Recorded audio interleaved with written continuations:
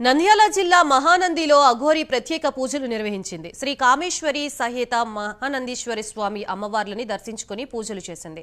పూజల అనంతరం శ్రీశైలంకి దర్శనం కోసం వెళ్లనున్నానని, ఆ తర్వాత విజయవాడకి వెళతానని తెలిపింది. సనాతన ధర్మాన్ని కాపాడడానికి, గోహత్యలు నిర్మూలించడానికి, దేవాలయాలపై జరుగుతున్న దాడుల్ని అరికట్టడానికి అన్ని దేవాలయాల దర్శనాలు చేసుకుంటున్నానని చెప్పింది. సర్వక్షేత్రం తిరుగుతాను. నేను లోక కళ్యాణం గురించి వచ్చిన కాబట్టి లోక కళ్యాణం చేయాలి. ప్రతి స్త్రీని కాపాడాలి. స్త్రీ మీద దాడులు కానీ, గుళ్ళు ధ్వంసాలు కానీ, గోహత్య కానీ బాగా ఎక్కువ జరుగుతుంది. దాన్ని కాపాడడానికే నా వంతు నేను లోక కళ్యాణం చేయడానికి మాత్రం వచ్చాను.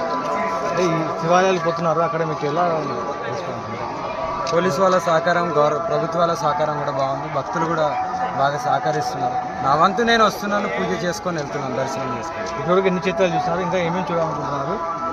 3 దేశాలు తిరిగాను.